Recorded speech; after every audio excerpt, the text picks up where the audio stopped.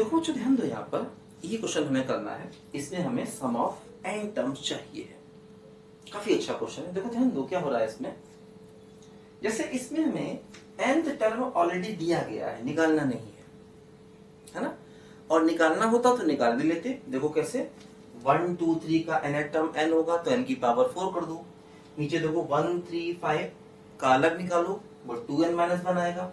फिर 3 5 7 का अलग निकालो वो 2n+1 आएगा, है ना। तो देखो यहाँ पर हमें nth टर्म जो है वो क्वेश्चन में दे दिया गया है ना।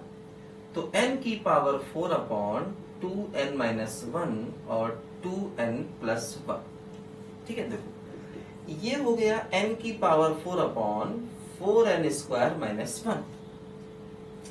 अब इसके थोड़ा हमें देखो यहाँ पर वही है कि पार्शियल फ्रैक्शन वगैरह थोड़ा ध्यान से करने पड़ेंगे, है ना। एक तरीका देखो ये है कि इसको डिवाइड करें, है ना। एक तरीका देखो ये ऊपर पावर ज्यादा है नीचे पावर कम है, हम इसको डिवाइड करें। या देखो एक तरीका यहाँ पर ये है कि जैसे इसको 16 से डिवाइड करें, 16 से मल्टीप्लाई करें, है ना। और इसके बाद देखो क्या होगा, इसमें +1 करें -1 करें, है ना। तो -1 करें और +1 करें, ठीक है। और देखो अलग अलग करें, 1/16 दिस अपॉन दिस अलग, 16 n की पावर 4 - 1 अपॉन 4n² - 1 अलग, और +1 अपॉन 4n² - 1 अलग, ठीक है। देखो ध्यान दो, ये हो जाएगा यहाँ पर क्या 1/16, देखो ऐसे। और इसके फैक्टर क्या होंगे देखो ऊपर वाले के, ये होगा 4n² - 1 और 4n² + 1 अपॉन 4n² - 1। और देखो ये हो गया है नीचे 2n-1 और 2n+1, ध्यान दो, ठीक है। देखो एक टर्म इससे कैंसिल आउट हो गया, ये हो गया 1/16 और देखो 4n² + 1 एक तरफ, और देखो ये हो गया 1/2n-1 और 2n+1। अब देखो ये हमने tn को कर लिया सिंप्लीफाई। अब हमें इसका समेशन चाहिए n टर्म्स का। तो देखो इसमें तो सिग्मा हम डायरेक्ट लगा देंगे, और ये नीचे दो टर्म है, इसमें हमें पार्शियल फ्रैक्शन पे जाना होगा, है ना। देखो बताते हैं, कुछ पार्ट देखो मिटाना है, इसको लिखो, ये मिटाना है थोड़ा मुझे, इसको लिखो ध्यान से बच्चों। देखो क्या होगा यहाँ पर, अब जरा ध्यान दो कि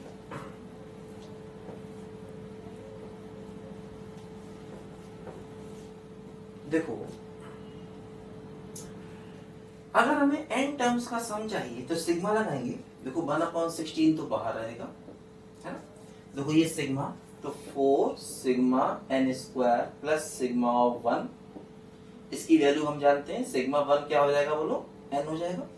और देखो इसमें भी हम सिग्मा लगाएंगे 1/2n-1 और 2n+1। अब देखो इसका समेशन निकालना होगा, है ना।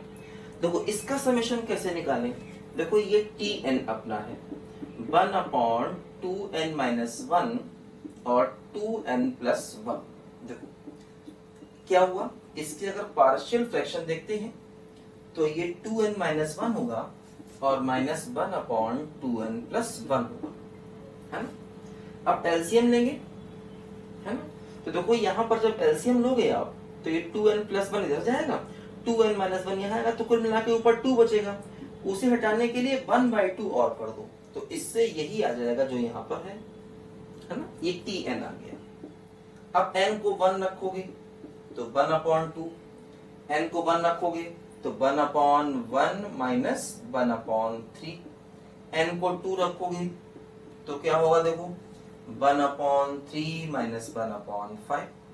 ऐसे करते करते जब हम n को n रखेंगे तो 1/2, 1/2n-1, 1/2n+1। अब देखो जब हम सबका समेशन करेंगे तो ये टर्म देखो इस तरीके से कैंसिल होंगे, क्या बचेगा, देखो ये बचेगा यहाँ पर 1/2 और ये 1 - 1/2n+1। देखो ये इसका समेशन हो गया इस वाले का। तो इसका वैल्यू पुट कर देंगे, इसका आंसर n हो गया और इसका समेशन देखो यहाँ पर ये आया, सबकी वैल्यू पुट करेंगे तो हमें क्वेश्चन का आंसर मिलेगा, है ना। तो जब nth टर्म में ऊपर की पावर ज्यादा हो नीचे की पावर कम हो तो एक तरीका तो ये है कि आप क्लियरली डिवाइड कर दो। जैसे यहाँ पर क्या था, यहाँ पर देखो ऐसे था, n की power 4 upon 2n minus 1 2n plus 1 था। ये क्या था, n की power 4 upon 4n square minus 1 था tn।